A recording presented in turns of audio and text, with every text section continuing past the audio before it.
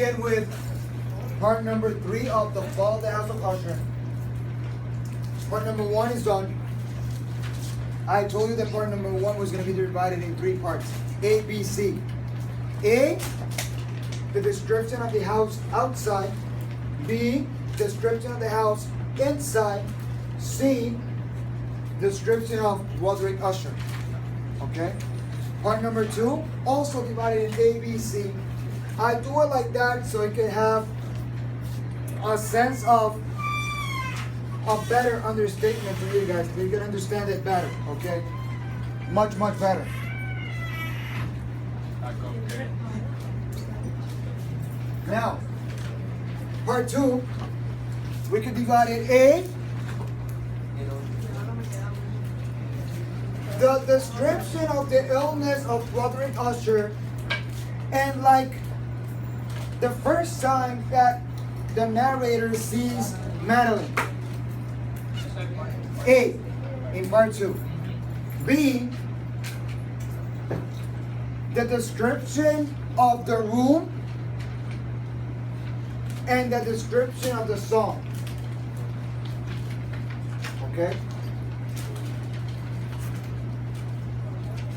And C, the process of the taking of the body and placing it inside the cell. Okay? That will be C. So let's go around to part number 3. Volunteer. Go ahead. I was visiting an old friend of mine, Roderick Usher, in his old stone house. His palace were a feeling of death hung on the earth. I saw how fear was pressing on his heart and mine.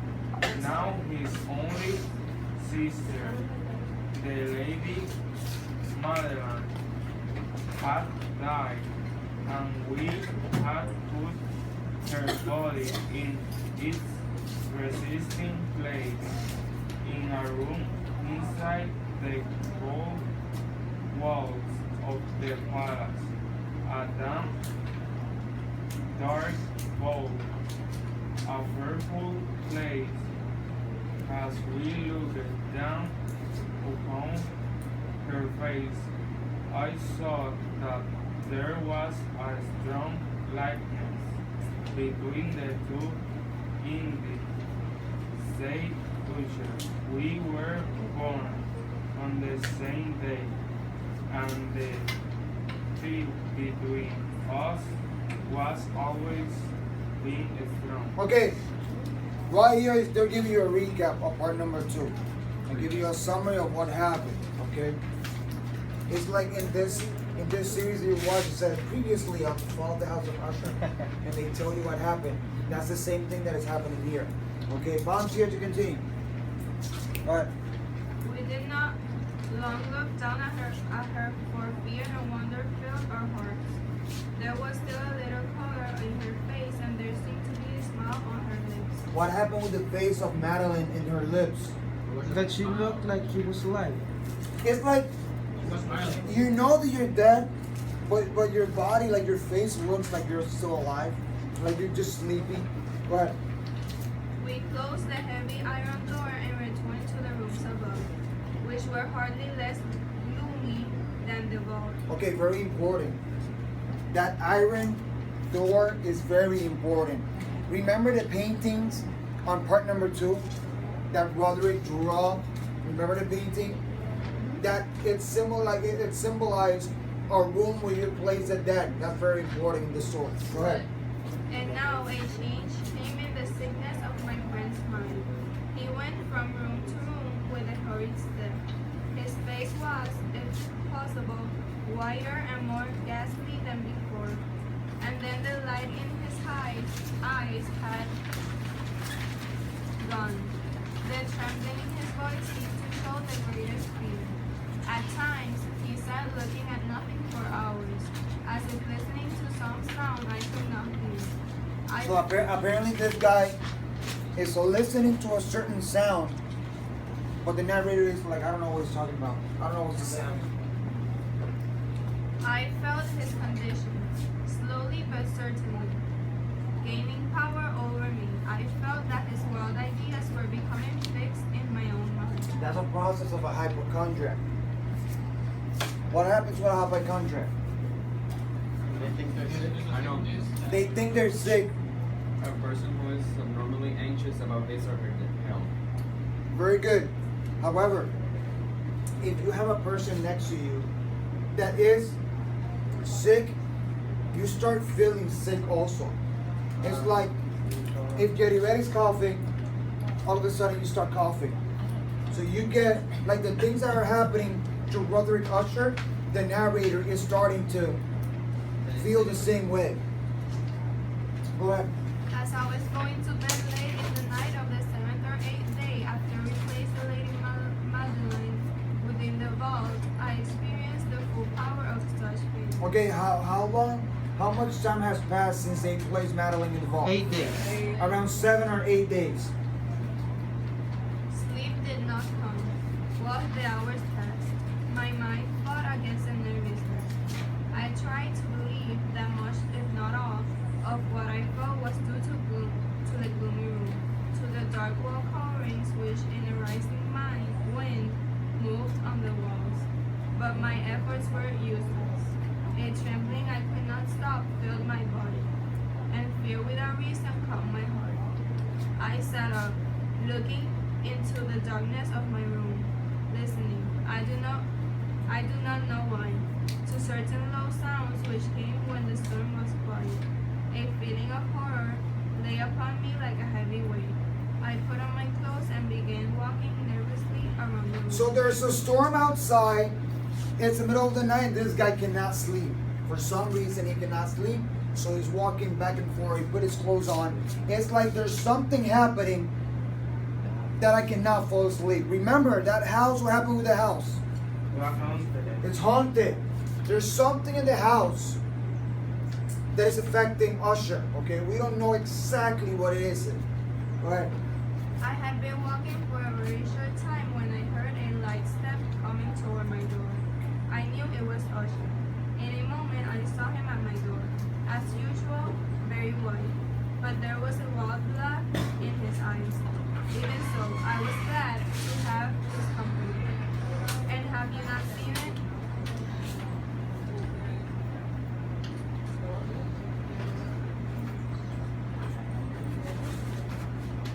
He said. He hurried to one of his windows and opened it to the storm. The force of the entering wind nearly lifted us from our feet. It was indeed a stormy but beautiful night, and wildly strange. The heavy, low-hanging clouds, which seemed to press down upon the house, blew from all directions against each other. Okay, this guy's gonna be walking back and forth, nervous, concerned, and all of a sudden he hears someone, and that someone is Roderick Usher. Roderick Usher, they meet, and he's like, have you seen it? Concerned about something. Seen what? Apparently he saw something, but the narrator is like kind of lost. I know there is something that is affecting me, but I don't know what it is. Okay, right? Always returning and never passing away in the distance. With their great thickness, they cut off a light from the moon and the stars. But we could see them because they were lighted from below with the air itself, which we could see, rising from the dark lake and from the stones of the house itself. You must not, you shall not look out at this, I said to Usher as I led him from the window to a seat. So the narrator is like, you know what? Forget about it. Like, we need to do something. You cannot continue with this state of mind that you have. So he's gonna pull Roderick out like from the window, and he's gonna sit him down in a chair. And the narrator is gonna go and close the window. Okay, go ahead. This appearance which surprises you so has been seen in other places too. Perhaps the lake is the cause. Let us close this window. The air is cold. So he's saying probably what you're seeing is just a reflect from the lake. Probably there are the trees or something like that. Here is one of the stories you like best. I will read and you shall listen, and thus we will live through this fearful night together. So what he's going to do is going to read to Usher to see if he can calm him down. The old book which I had picked up was one written by a fool for fools to read, and it was not, in truth, one that Usher liked. It was, however, the only one within easy reach. He seemed to listen quietly. Then I came to a part of the story in which a strong man, full of wine, begins to break down a door, and the sound of the dry wood as it breaks can be heard through all the forest around him. Okay. This guy's going to find a book, and he's going to say, here's your favorite book. He's lying to Usher. That's not Usher's favorite book. He just grabbed the book, and now he's going to read to Usher to calm him down. Can you read again that line that you read right now? Then I came to a part of the story in which a strong man full of wine, begins to break down a door, and the sound of the dry wood as it breaks can be heard through all the forest around him. So now in the story that he's reading, there's a door that is breaking. Okay? The big thing is, pay attention to what the narrator is reading. Go ahead. Here I stopped, for it seemed to me that from some very distant part of the house sounds came to my ears like those of which I had been reading. As he's reading, the sound of the door, the things that he's reading, he is hearing those sounds around the house. So it's like you're reading something and you have to stop because what you're reading, you're listening to it around the house. Okay, go ahead. It must have been this likeness that had made me notice them, for the sound themselves, with the storm still increasing, were nothing to stop or interest me. So he's saying, I think this sounds is because of the storm. So there's just a coincidence. Go ahead. I continued the story and read how the man, now entering through the broken door, discovers a strange and terrible animal of the kind so often found in these old stories. He strikes it and it falls, with such a cry that he has to close his ears with his hands. Here again I stopped. There could be no doubt. This time I did hear a distant sound, very much like the crying of the animal in the story. So when he's reading about the animal, all of a sudden he listens to a cry, like in the house. So he's reading and he's listening to these sounds as he reads. I tried to control myself so that my friend would see nothing of what I felt. I was not certain that he had heard the sound, although he came clearly changed in some way. He had slowly moved his chair so that I could not see him well. I did see that his lips were moving as he was speaking to himself. His head had dropped forward, but I knew he was not asleep, for his eyes were open and he was moving his body from side to side. This narrator is afraid. He's scared. However, he is noticing, he's trying to just act in a way that Roderick doesn't realize what's happening.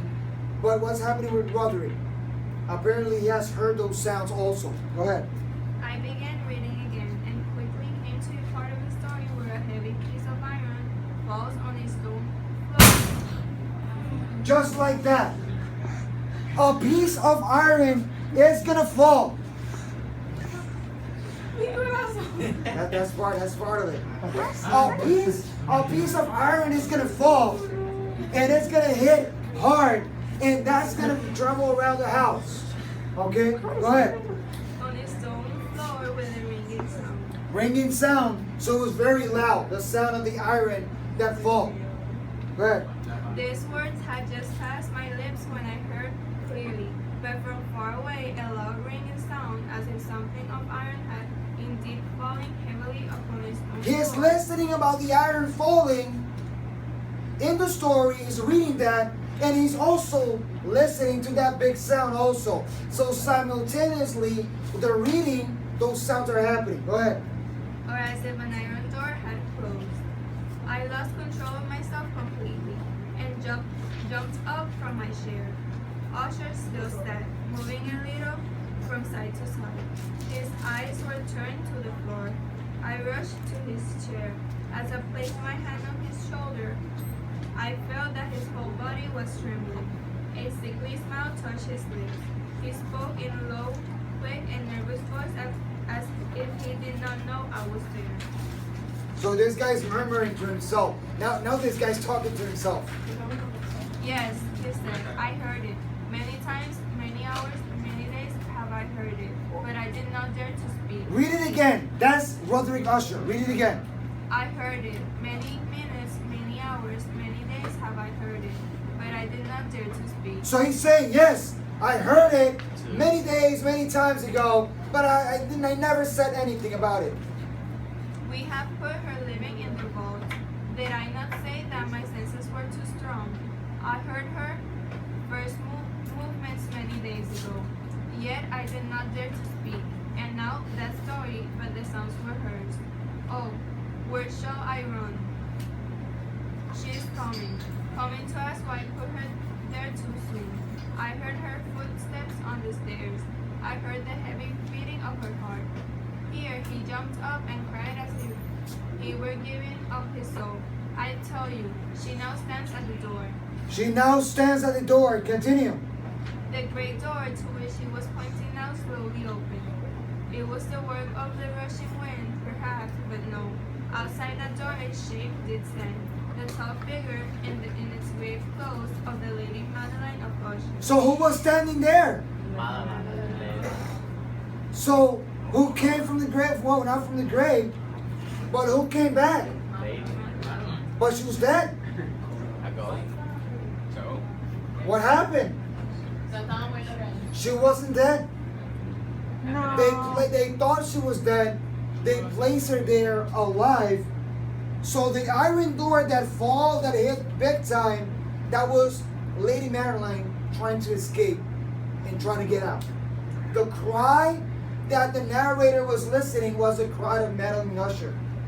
Go ahead. There was blood upon her white dress. Remember, So the thing out the door was trying to scale out the boat. She was in the vault. so that sound of she did it. That sound was Madeline, yeah. Go ahead. There was blood upon her white dress, and the signs of her terrible effort to escape were upon every part of her thin form. For a moment she remained trembling at the door. Then, with a low cry, she fell heavily upon her brother.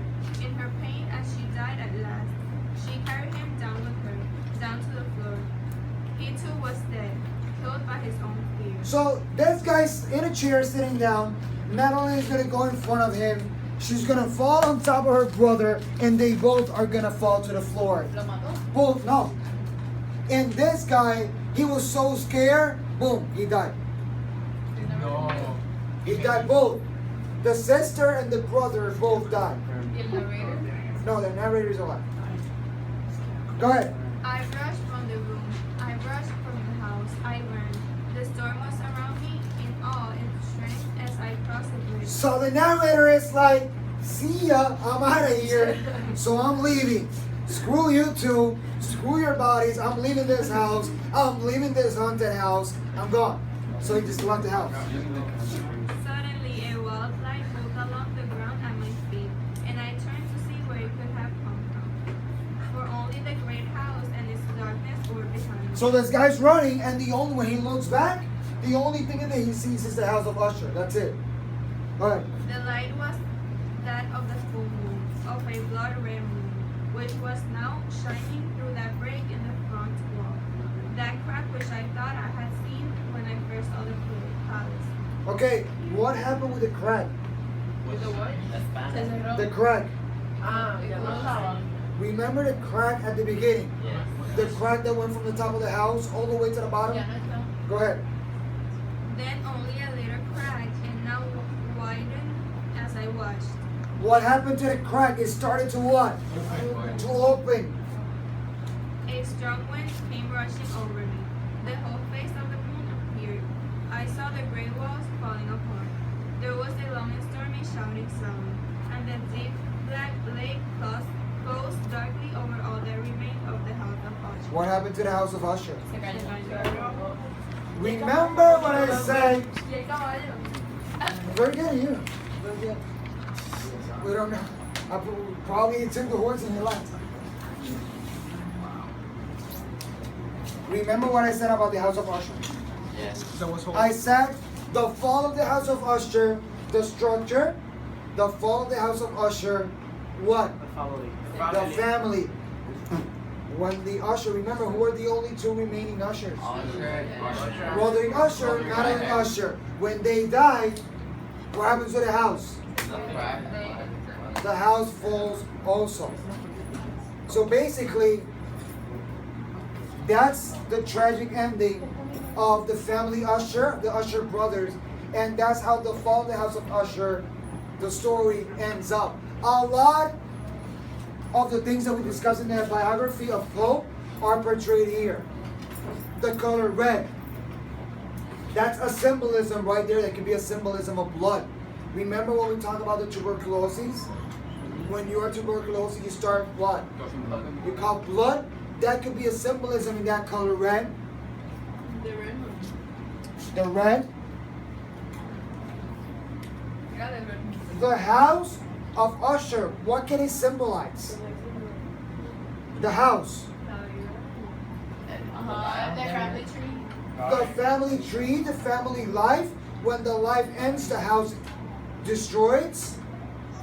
Also, the house. Remember that I said that what happened with Usher, he never left the house. So how does the house is working? It can work as what? No. No, the house can represent, The family life. what do you say? It can represent a prison. Why? Because Roderick wasn't able to leave the house. Look at the symbolisms that we're looking at it. So era como a prison. It could be like, Era como era su familia, qué sé yo. it could be the family, it could symbolize the family, it could symbolize a prison. Pero era una prisión para Usher. For Usher. Pero no para la familia completa. No, we could. Because Lady Madeline did not leave the house either. So she died there, Usher died there. So hey, if you look at it, the house served as two things. Number one, as a prison. Ironically, it serves as their grave. Because when it's destroyed, they end up right there buried. So it could be also their house, their shelter, their prison, and ultimately their grave. Bunch of symbolism that you can take out. That's why when you look at horror movies, you're gonna look at the beginning with the camera. The what? The what? What do you think the painting represent? The vault where Her Lady Madeline was placed. Do you think that Usher had this plan? Maybe. It could be, because in some way he had a vision. It's like, I know I'm gonna do it, and this is gonna cause a lot of pain in the future. Who is here sick of the mind? Usher. Who Usher? Roderick. Roderick. And of the body? Madeline. Very good.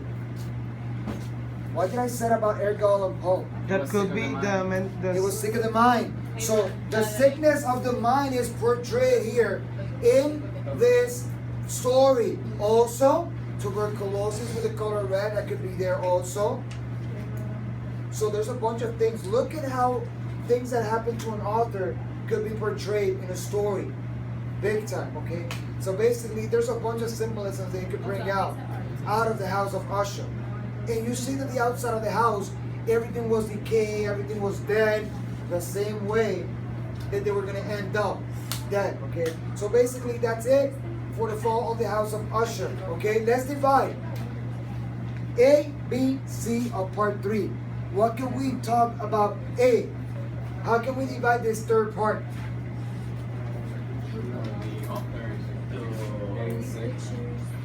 Number 1, the narrator.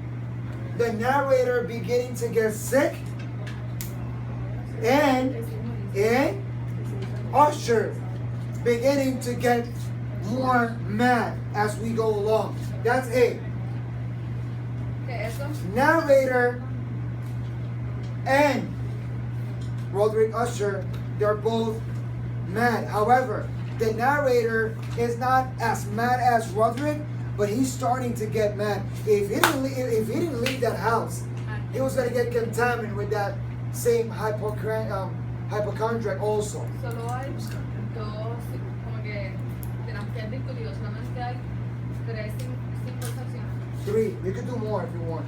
Pero Yo tengo que cinco. vengan en el examen como cuántas vienen. Well, I don't know. I don't know. Pero el painting Pero viene más de representa dos. Ajá. It could. El painting representa qué. The painting represents The ball. the vault. The blood. The cracks. The line. However, Blood. you saw that when Lady Madeline came out, she had blood on her dress, Blood. Además de tu pantalón. trying to just destroy. What happens if Lady Madeline started coughing blood? That could be also, we don't know, but it also could be. Part 3B. When the narrator is reading the story and he's listening to the sounds. That's B. ¿Qué es eso? 3B. Remember that I told you I was going to divide part 3 in 3 parts? A, B, C. Igual es primero. A, I said that, what was A? So now the narrator. The narrator and- sick. Like they were both like starting to get ill. And Roderick. Roderick was more ill and the narrator was beginning to get ill. B, when the narrator is reading the story and he's listening to the sounds around the house. And C, the eventual death of Madeline, death of Roderick, and fall of the house of Usher, and ultimately family Usher. And Este que murió fue 3C. Usher. The two Ushers. La de C es que. C will be the death of Roderick, death of Madeline, and the eventual fall of the house of Usher. When he's reading the story, the narrator, and he's listening to the sounds around the house. So that'll be A, B, C. Basically, that will be our division of part 3 of the fall of the house of Usher. So very important in your exercise. Look for more symbolisms around this story. Thank you.